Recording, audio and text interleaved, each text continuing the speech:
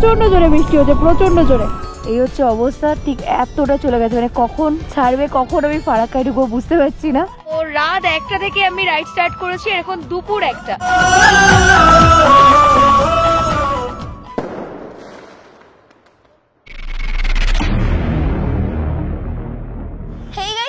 Welcome back to my channel Joyee official. Joyee অফিসিয়ালের নতুন আরো একটি ভিডিওতে তোমাদের সকলকে জানাই অনেক অনেক স্বাগত। একদমই আমি দাঁড়িয়েছি এখন মালদাতে, আর আজ আমি বেরিয়ে পড়েছি আমার কলকাতা টু সিকিম সোলো রাইডে। আর আমার সাথে আছে আমার পক্ষীরাজ, মানে আমার 220। কিন্তু আজকের এই জার্নি বা পথটা কিন্তু একদমই সহজ নয়। রাস্তা তো এখনো অনেক দূর, স্বপ্ন আমায় পূরণ করতেই হবে, স্বপ্ন পূরণের রাস্তায় হাঁটছি আমি। তো চলো আর বেশি কথা না বলে ভিডিওটা শুরু থেকে শুরু করা যাক। Let's start. ঘড়ির কাঁটায় এখন রাত 12:50 আর চারিদিকে দেখো নিস্তব্ধ হয়ে গেছে। আর এদিকে রেডি হয়ে গেছে আমার পক্ষীরাজ, মানে আমার বাইক ফুল লাগিয়েছে। আর আমিও কিন্তু গিয়ার আপ হয়ে গেছি অলমোস্ট বলতে পারো, রাইডিং জ্যাকেটটা পরে বাকি আছে। দেন আমি কিন্তু রওনা দেবো আমার বাইকের সাথে আবারও একটা নতুন গন্তব্যস্থলে। তো চলো যাওয়া যাক।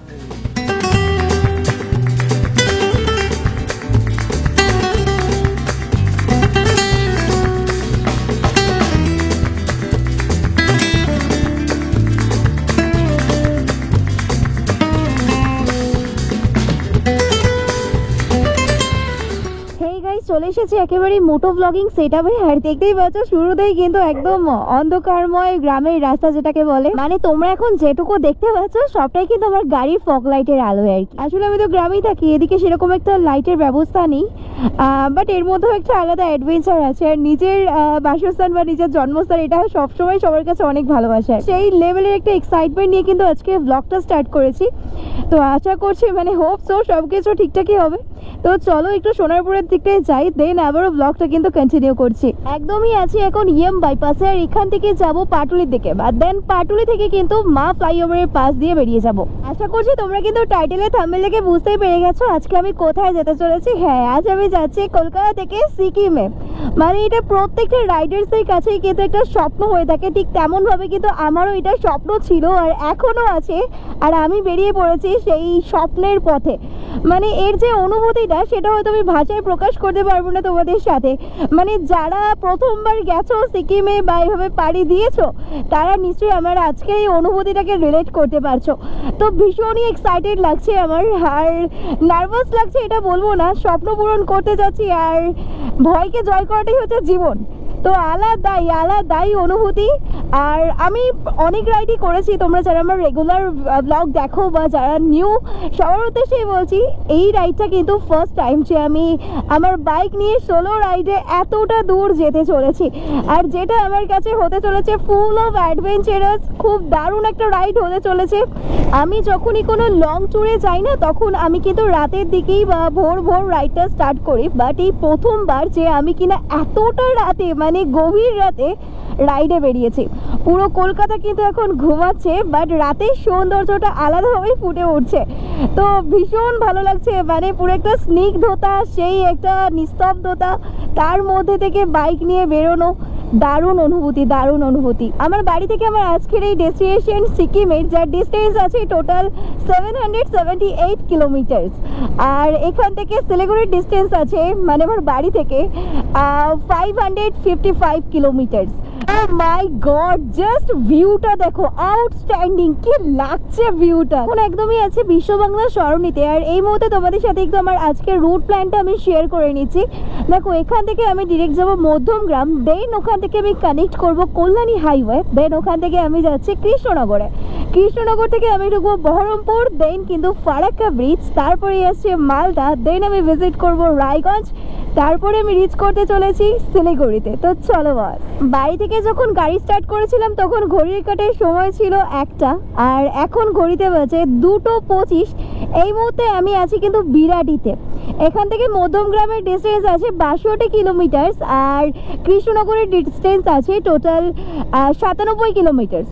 লাস্ট টাইম আমি যখন দার্জিলিং গেছিলাম তখন কিন্তু আমার কলকাতা থেকে শিলিগুড়ি অবধি যেতে সময় লেগেছিল প্রায় 18 ঘন্টার কাছাকাছি। দেখা যাক আজ আমি কতক্ষণে রিচ করি শিলিগুড়িতে।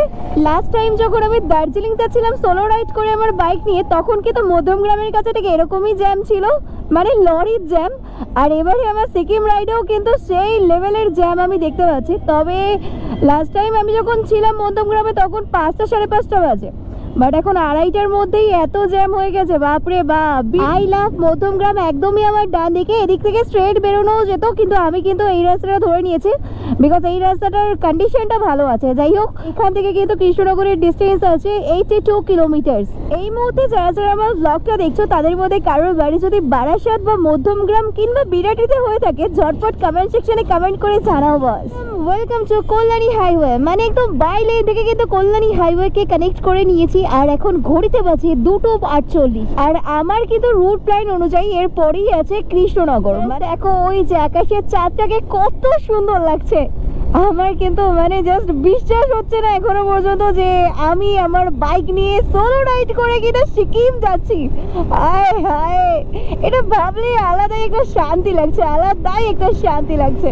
ঘড়ি কাটায় এখন বাজে ঠিক ভোর 3টে। আর এই মুহূর্তে কিন্তু আমার কলকাতা টু সিকিম রাইডের ফার্স্ট টোল গেটটা পড়ে গেছে, বারাসাত কৃষ্ণনগর NH-12 এর টোল গেট। মানে আরো অনেকটা আগে পৌঁছানোর কথা ছিল। অ্যাকচুয়ালি আমার গাড়ির স্পিড আমি রেখেছি 30-40-এর মধ্যে, বিকজ এখন কিন্তু রাতটা অনেক, আমি চাইছি একটু ভোর ভোর হোক যাতে পুরো রাইডটা দিনের আলোয় বাকি অংশটা মজায় মজায় যেতে পারি। এই মুহূর্তে একদমই আছি রানাঘাটে।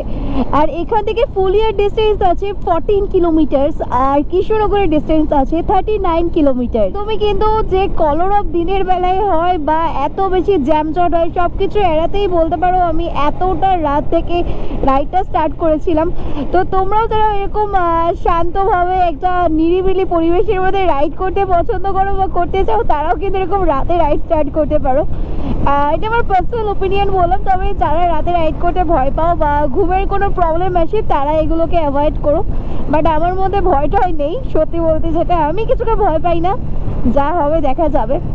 জীবন মানেই যুদ্ধ বস, তো যুদ্ধ করে টিকে থাকতে হবে, তাই তো। আর তারপরের কথা হচ্ছে, স্বপ্ন জয় করার জন্য মানুষ সবকিছু করতে পারে। সেই স্বপ্নের পথে যখন হাঁটছি, তাহলে সব রকম ভয়কে তো আমায় জয় করতেই হবে।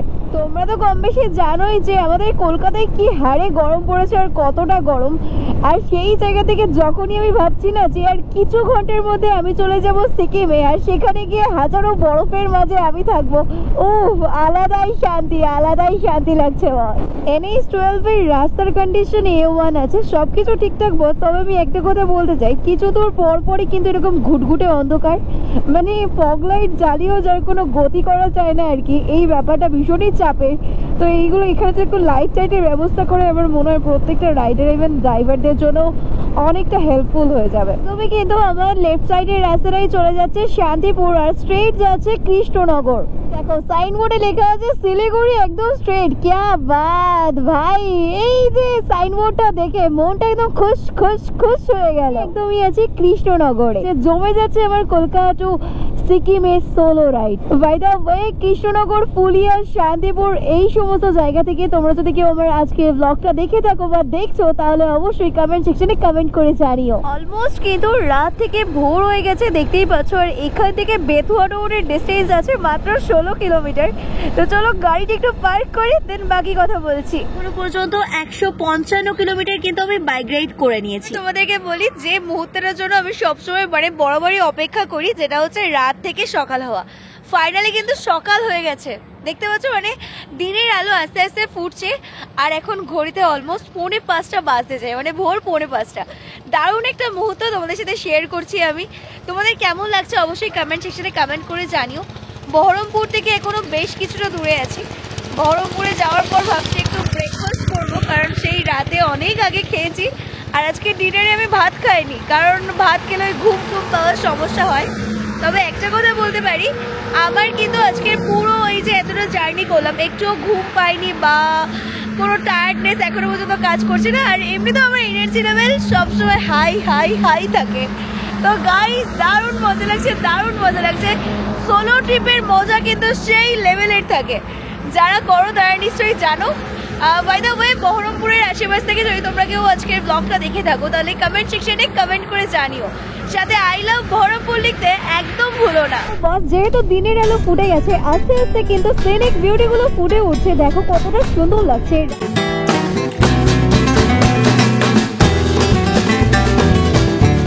এই মুহূর্তে একদমই আমি আছি বহরমপুরে, আর আমার কলকাতা টু সিকিমের রোড প্ল্যান অনুযায়ী কিন্তু এরপরে আমি এন্ট্রি নিচ্ছি ফারাক্কাতে। আর এখান থেকে ফারাক্কার ডিস্টেন্স আছে 130 কিলোমিটার, আর দেন হচ্ছে মালদা। তো এখান থেকে মালদার ডিস্টেন্স আছে 164 কিলোমিটার। অনেক খিদে পেয়ে গেছে গাইস, এবার আশেপাশে কোথাও একটা দাঁড়িয়ে আমাকে খেতে হবে, মানে টিফিন করতে হবে। বাট আমি কোনো দোকান থেকে টিফিন করি না, আমার টিফিন বা ব্রেকফাস্ট এটা সম্পূর্ণ আমার নিজের দ্বারা তৈরি থাকে। তো ব্রেকফাস্ট তো তোমরা জানোই, আমার ব্রেকফাস্ট আলাদা ধামাকা ব্রেকফাস্ট হতে চলেছে।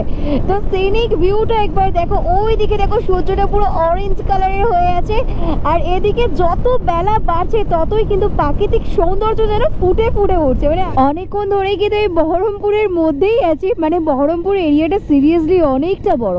যাই হোক, একটা সাইনবোর্ড দেখতে পেয়েছি, ডালখোলা এখান থেকে 261 কিলোমিটার দূরে, মালদহ 135 কিলোমিটার দূরে। তো এটা হচ্ছে একেবারেই বহরমপুর টাউন। আর এই সেই জায়গা, মানে প্রথমবার নর্থ বেঙ্গল যাওয়ার সেই যা উত্তেজনা ছিল দার্জিলিং যাওয়ার সময়, মানে যেহেতু দার্জিলিংটা আমার ফার্স্ট নর্থ বেঙ্গল ট্রিপ ছিল, আমি না এগুলোকে তখন ফার্স্ট টাইম দেখেছিলাম। তারপরে আমাকে আমি বলেছিলাম ভিডিওতে যে তোমরা যদি কেউ জানো এগুলোকে কি বলে তাহলে কমেন্ট করো আমায়।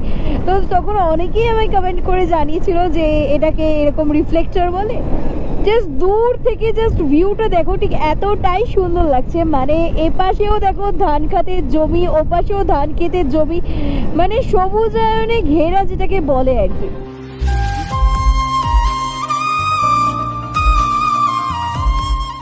পুরো রাস্তা জুড়ে আমি একাই রাজ করছি। আহা আহা, অতি উত্তম। না দেখো, স্বপ্ন পূরণ করতে গেলে কষ্ট তো করতেই হবে। তো আমি জানি না আমি কতটা কি পারবো, বাট আমি চেষ্টা করব সিকিম অবধি যাওয়ার এবং তোমাদেরকে সাথে নিয়ে যাওয়ার। তোমরা আশীর্বাদ করো যেন আমি পৌঁছাতে পারি।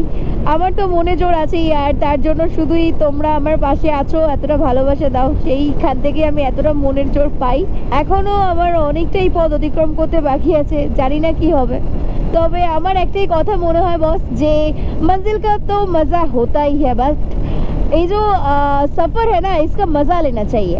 মঞ্জিলে গিয়ে তো একটা মজা করবো, বাট এই যে রাস্তাটা এটা ভীষণ মেমোরেবল হয়ে থেকে যায়। যেমন লাস্ট টাইম আমি কি করেছি আমার কিন্তু এখনো পর্যন্ত সব ঠোঁটস্থ, মানে এই যেন সেদিনকেই ঘুরে এলাম। এটা হচ্ছে আমার কলকাতা টু সিকিম রাইডের 4 নম্বর টোল গেট, যেটা কিন্তু একেবারেই আছে বহরমপুর আর ফারাক্কা আমার প্লেস। মানে এটা আমি একেবারে বুক করে রেখেছি যে যতবার আসবো আমি এখানেই ব্রেকফাস্ট করবো। গাইস, আমার কিন্তু ক্যামেরা একদম সেট হয়ে গেছে, তো চলো এবার কাজগুলো করা যাক।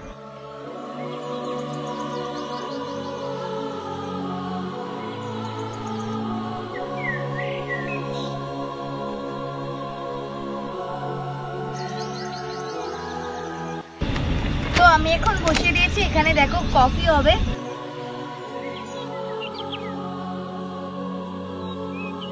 তো আমার কিন্তু এখানে দুধ গরম রেডি হয়ে গেছে, আর এখন জাস্ট আমি দুধটাকে কাপে ঢালবো। মানে নিজের হাতে হয়ে কফি বানিয়ে খাওয়া আলাদাই স্বাদ, তার উপর এরকম প্রকৃতির মাঝে বসে। সোলো রাইডের এগুলো কিন্তু প্লাস পয়েন্ট আছে, নিজেকে সময় দেওয়াটা খুব ইম্পর্টেন্ট। লাইফে যতই টাফ সিচুয়েশন আসুক, নিজেকে সময় দেবে, নিজেকে হ্যাপি রাখবে, দেখবে সব কিছু ঠিক হয়ে যাবে। তো এবার আমি এখানে রেডি করছি ভেজ ম্যাগি। তো এখন কি তবে ভেজিস গুলোকে ভালো করে ভেজে নিচ্ছি বাটার দিয়ে। মানে লাস্ট টাইমে যখন দার্জিলিং যাচ্ছিলাম না, তখন আমি এই রান্না বান্না নিজের হাতে করতে গিয়ে আমার এতটাই লেট হয়ে গেছিলো, মানে ওই ধরো 10:30 এগারোটা বেজে গেছিলো। বাট এখন কিন্তু ঘড়িতে একদম বাজে 7:15, মানে প্রপার টাইমে আমি ব্রেকফাস্ট করছি। ফাইনালি আমার ম্যাগি কিন্তু ডান হয়ে গেছে। এই হচ্ছে ফাইনাল লুক, আর চারিদিকে শুধু ভেজিসই ভেজিস, মানে বুঝতেই পারছো একদম হেলদি ব্রেকফাস্ট। তো তোমরাও যদি এরকম প্রকৃতির মাঝে বসে হেলদি ব্রেকফাস্ট খেতে চাও, এই সমস্ত ভেজিস দিয়ে খেতে চাও, তাহলে কি করবে, একটা ছোট্ট বাটারের প্যাক যেগুলো হয় না, ওগুলো ক্যারি করবে, ওগুলো দিয়ে ভেজিসগুলোকে ভালো করে ফ্রাই করে নেবে। দেন অ্যাজ ইউজুয়াল যেভাবে তোমরা ম্যাগিটাকে রেডি করো সেভাবে রেডি করবে। আর ম্যাগি তো জানোই 2 মিনিটে হয়ে যায়। তো স্মেলটা কিন্তু জাস্ট অসাধারণ বেরোচ্ছে। জাস্ট টেস্ট করে দেখি।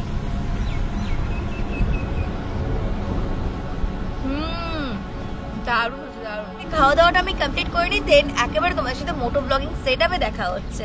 তো আমার লাগেজ গোছানো ডান, তো চলো এবার তাহলে এখান থেকে বেরোনো যাক।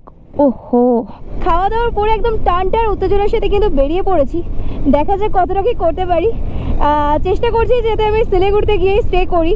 তবে অনেকক্ষণ পর একটা সাইনবোর্ডে দেখা পেয়েছি Farakka distance 80 kilometre, Umarpur 34 kilometre. আর আমার লেফট সাইডেই কিন্তু যাচ্ছে নবগ্রাম। তো এই দেখো, এই সেই ব্রিজটা। দার্জিলিং যাওয়ার সময় আমি টোটোতে উঠে একজনকে এই ব্রিজের নাম জিজ্ঞেস করেছিলাম। যাই হোক, আজ কিন্তু আমি আর ভুল করছি না, একদমই আছি আহিরন ব্রিজে। আর এখান থেকে কিন্তু আমাদের ফারাক্কা ব্রিজের দূরত্ব প্রায় 35 কিলোমিটার। ভেবেছিলাম প্রচন্ড গরম হবে ওয়েদারটা, বাট একদমই নয়, খুবই ঠান্ডা, একটা দারুণ ওয়েদার আছে, মেঘলা মেঘলা ওয়েদার, দেখতেই পাচ্ছ। রাইড করতে সেই মজা লাগছে মানে। তো গাইস, একটা জল নিয়েছি চোখে মুখে দেওয়ার জন্য, অর্ধেকের বেশি খেয়ে নিয়েছি, আর বাকিটা চোখে মুখে দেবো। চলো এখানে একটু দাঁড়িয়ে নিই, তারপর আবার রাইডটাকে স্টার্ট করবো। জাস্ট ফারাক্কা ঢোকার ওই 15 থেকে 20 কিলোমিটারের মধ্যে জাস্ট জ্যামটা একবার চেক আউট করো। আমি এই যে গাড়ি দাঁড় করিয়ে দিয়েছি, এই হচ্ছে অবস্থা। ঠিক এতটা চলে গেছে, মানে কখন ছাড়বে, কখন আমি ফারাক্কায় ঢুকবো বুঝতে পারছি না। 5 কিলোমিটার ধরে কিন্তু আমি এই জ্যাম কাটিয়ে কাটিয়ে আর কি সামনের দিকে এগোচ্ছিলাম, একটু একটু একটু একটু করে। মানে 5 কিলোমিটার আসতে মনে হয় আমার আধ ঘন্টা 45 মিনিট কেটে গেছে। মানে এখনো কিন্তু এত জ্যাম, মানে বুঝতেই পারছো কি অবস্থা। কতক্ষণে যে ফারাক্কা পৌঁছাতাম তার কোনো মানে হদিশই নেই বলা যেতে পারে। তো একজন সিভিক বললেন যে এই লেন থেকে চলে আসতে, আবারও আমি এই লেনটায় আসছিলাম, কিন্তু এই সিভিক ভলেন্টিয়ার আর কি বললো এই লেনটা দিয়ে যেতে না, ওই লেন দিয়ে যেতে। যাক, বেঁচে গেছি। মানে এই মাসটা কিন্তু পুরোটাই আমাদের রাইডারদের বা যে কারোরই যারা ট্যুর করছে নর্থ বেঙ্গল যাওয়ার একদম উপযুক্ত সময়। আর এই সময় এসে দাঁড়িয়ে যদি এগুলো হয় তাহলে কি করব আমরা। আর এদিকে লেন থেকে তো বিপদই বিপদ ভাই, মনে হচ্ছে কোথা থেকে কোন লরি এসে আমাকে একদম মুখোমুখি দেবে। শেষ, আজকেই আমার শেষ যাত্রা সম্পূর্ণ হবে মনে হয়। এপ্রিল মাসে 10 তারিখে যেহেতু আমি এসছি, এই অবস্থা, মানে একদম কারেন্ট আপডেট তোমাদেরকে শেয়ার করছি। তোমরা যারাই আসবে বা আসার প্ল্যান করছো তারা কিন্তু হাতে টাইম নিয়ে এসো, কারণ রাস্তার কন্ডিশন দেখতেই পাচ্ছ। এইদিকে দেখো, একেই তো লরি আছে, তার উপর গরু। ভাই, তুমি কিন্তু এখন দাঁড়িয়ে আছি ফারাক্কা জাংশনে। আমি বারবার করে প্রত্যেককে বলবো যে তোমরা যদি এর মধ্যে এদিকে আসো নর্থ বেঙ্গলের দিকে, আর এই রাস্তা দিয়ে তো যেতেই হবে বস, তো যদি যাও চোখ কান খোলা রেখে কিন্তু গাড়ি চালাতে হবে। মানে যখন আরও বিশেষ করে তোমাকে সিভিক ভলেন্টিয়ার বা পুলিশরা বলে দেবেন যে মানে রং ওয়েতে যাওয়ার জন্য এত জ্যামের কারণে, এটা অবশ্য আমাদের সুবিধার্থেই বলছে, কিন্তু তারপরেও কিন্তু আমাদের লাইফ রিস্ক থেকেই যাচ্ছে। হ্যাঁ, একটা বিপদ ঘটতে বেশিক্ষণ সময় লাগে না।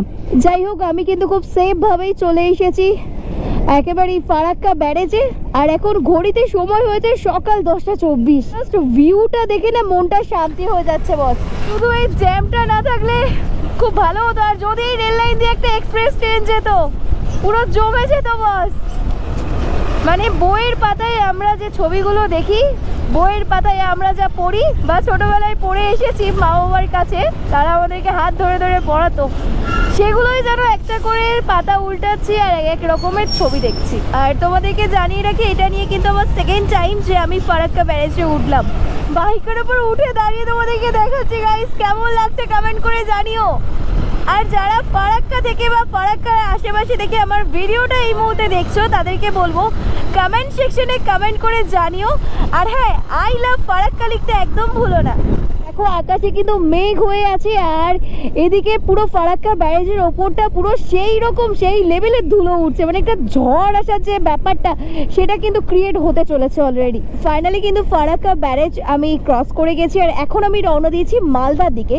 যেমনভাবে তোমাদেরকে আমি শেয়ার করেছিলাম ভিডিও শুরুর দিকেই, যে কলকাতা টু সিকিমের যে রুট প্ল্যানটা আমি এবারে করেছি, সেই অনুযায়ী দেখতে গেলে প্রথমে কিন্তু মধ্যমগ্রাম থেকে কিন্তু কানেক্ট করেছিলাম আমি কল্যাণী। দেন কল্যাণী থেকে কিন্তু আমি গিয়েছিলাম কৃষ্ণনগর, দেন কৃষ্ণনগর থেকে বহরমপুর, দেন কিন্তু আমি ভিজিট করলাম ফারাক্কাতে, আর তারপরেই পড়ছে মালদা, এরপরেই পড়বে রায়গঞ্জ, দেন কিন্তু শিলিগুড়ি। দেখা যাক কতটা যেতে পারি, যদি শিলিগুড়ি ক্রস করতে পারি তাহলে তো আরও বেটার। তবে শিলিগুড়ির আগে আমি কোথাও দাঁড়াবো না, এটা আমার নিজের সাথে নিজের চ্যালেঞ্জ বলতে পারো। নিম্নচাপ যে ব্যাপারটা বা ঘূর্ণিঝড় মানে হাওয়াগুলো ঘুরে ঘুরে যে ব্যাপারটা, সেটাই কিন্তু চলছে। মানে আমি যে গাড়ি চালাচ্ছি, আমার গাড়ি যেন হেলিয়ে নিয়ে চলে যাচ্ছে, মানে আলাদা লেভেলের একটা এক্সপিরিয়েন্স করছি আমি। Raiganj 80.8 kilometre, Malda bypass 7.1 kilometre. Just এই মসজিদটা দেখো কি বড় আর কি বিভৎস সুন্দর লাগছে। মানে লাস্ট টাইম দার্জিলিং যাওয়ার সময় তো আমি অসুস্থ হয়ে পড়েছিলাম, তোমরা যারা আমার সেই দার্জিলিং এর ব্লগটা দেখেছো তারা নিশ্চয়ই জানো। আর সেটাও ছিল শুধুমাত্র গরমের জন্য, অনেক কষ্ট পেয়েছিলাম। বাট আজকের যে ওয়েদার আমি পেয়েছি কলকাতা টু সিকিমের পথে, মানে দুর্ধর্ষ ওয়েদার, দুর্ধর্ষ। মানে মনে হচ্ছে অনেক লাখ করলেই হয়তো এরকম ওয়েদারে রাইড করা যায়। এদিকে এই রাস্তাটা দেখো, এদিকে কিন্তু বৃষ্টি আমার আসার আগে থেকেই হচ্ছে, মানে পুরো রাস্তা কিন্তু বৃষ্টিতে ভিজে গেছে। আর এখন আমি যে যাচ্ছি এখনো কিন্তু টিপ টিপ করে বৃষ্টি হয়েই যাচ্ছে।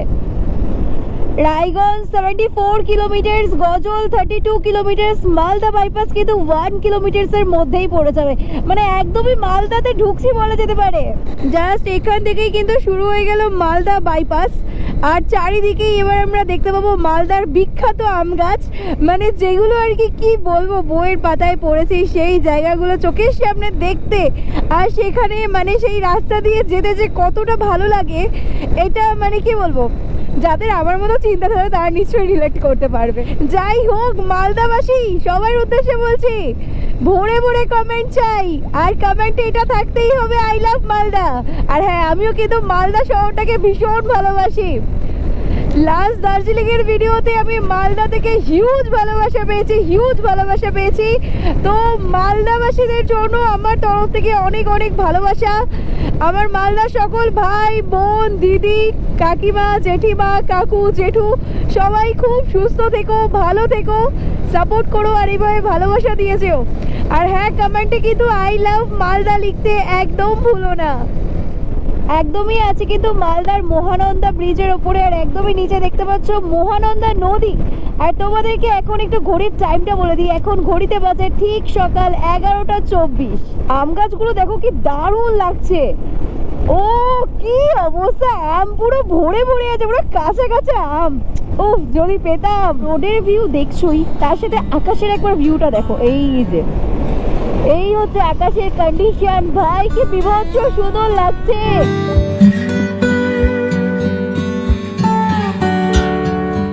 ওইদিকে দেখো কি অবস্থা, দেখো ইস, পুরো ধুলোয় ধুলো উঠছে গাইস, পুরো ধুলোয় ধুলো উঠছে। মাই গড, জাস্ট ঘূর্ণিঝড়। তোমাদেরকে একবার হেলমেটের ভাইজারটা খুলে বাইরের সাউন্ডটা শোনাই। ও মাই গড, জাস্ট এইরকম আওয়াজ হচ্ছে, জাস্ট এরকম। মাই গড, ওদিকে দেখো কি হচ্ছে, দেখো জাস্ট ধুলোগুলো শুধু ঘুরঘুরপাক খাচ্ছে, আর বাইকের হ্যান্ডেল শুধু এপাশ ওপাশ করে নিয়ে চলে যাচ্ছে। মাই গড, ও শিট। প্রচন্ড জোরে বৃষ্টি হচ্ছে, প্রচন্ড জোরে। এই দেখো পুরো টিপ টিপের কোনো জায়গাই নেই, মানে ভীষণ জোরে বৃষ্টি পড়ছে। বাট বৃষ্টিটা এতটাই বেড়ে গেছিলো, পুরো ভিজে যাচ্ছিলাম। তাই পাশেই ছিল ওই পেট্রোল পাম্পটা, তাই চলে এসেছি এই পেট্রোল পাম্পে। এখন তাও একটু রিল্যাক্স ফিল করছি, আর সাথে আছে আমার পক্ষীরাজ। আমার কিন্তু কলকাতা টু এই সিকিম রাইডের যে জার্নিটা পুরো জমে গেছে, আর যেটুকু বাকি ছিল বা মনে হচ্ছিলো হতে পারে খামতি, সেটুকু পূরণ করে দিয়েছে এই বৃষ্টিটা। মানে অসময়ে বৃষ্টি, কেয়া বাদ এরকম একটা ফিলিংস আসছে। তো দারুণ এনজয় করছি। সোলো রাইডের মজা আলাদা লেভেলের। অলরেডি এখানে দেখতেই পাচ্ছ আমি কিন্তু 416 কিলোমিটার বাইক চালিয়ে নিয়েছি। তো আমি বেশ কিছুদিন আগেই কিন্তু গাড়িটাকে ইঞ্জিন করিয়েছিলাম, আর ওখান থেকে বলে দিয়েছিল যে মোটামুটি 700 কিলোমিটার হয়ে গেলেই কিন্তু আমার গাড়ির মোবিলটাকে চেঞ্জ করতে হবে। তো 400 কিলোমিটারের বেশি হয়ে গেছে, তো এখন মোবিল চেঞ্জ করব। তো চলো একটা মোবিলের দোকান খোঁজা যাক।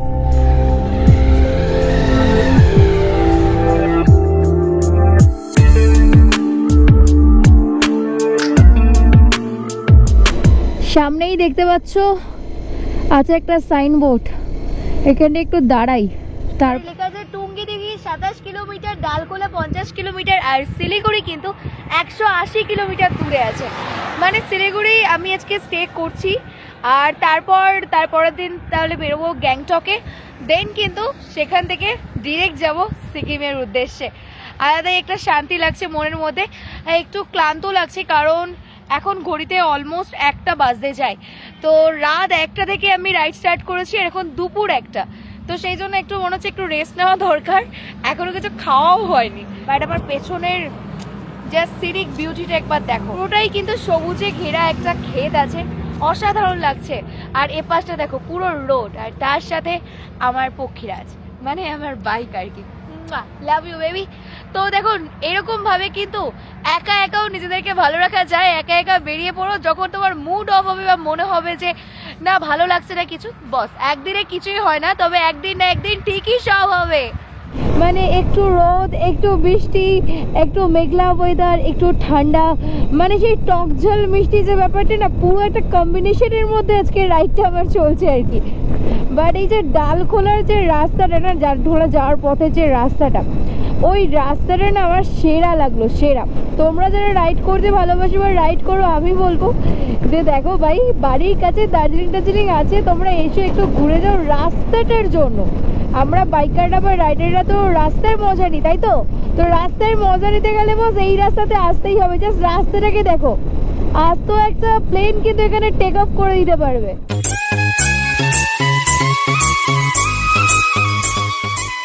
পারমিট বলে একটা জিনিস হয়, পারমিট, যেটা ছাড়া তুমি আর কি সিকিমে প্রবেশ করতে পারবে না।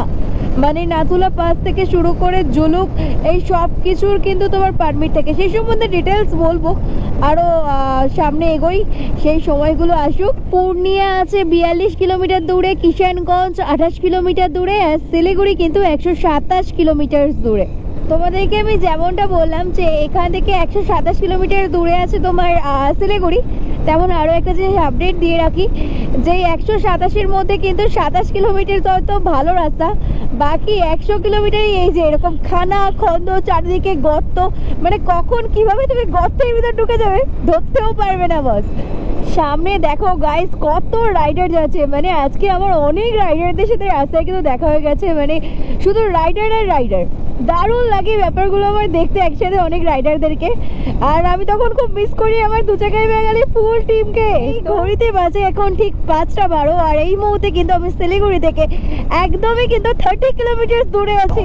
একদমই কষ্ট হয়নি এটা বলবো না, তবে কষ্ট হলেও এতটাই নিজের মধ্যে এনার্জি ছিল বা এতটাই স্বপ্ন পূরণের সেই যে টার্গেট, সেই যে লক্ষ্য ছিল না, আমি কখনোই বুঝিনি আমার মধ্যে কতটা কষ্ট বা কি হচ্ছে। স্বপ্ন, কোনো কিছু যখন স্বপ্ন থাকে সেটাকে অ্যাচিভ করার জন্য আমরা কিন্তু সব করতে পারি। কি চারিদিকে শুধু চা বাগান আর চা বাগান, কি সুন্দর লাগছে চা বাগানগুলোকে। আর আমি কিন্তু এখন শিলিগুড়িতে ঢুকে গেছি, মানে সেই লেভেলের একটা সেই আনন্দ।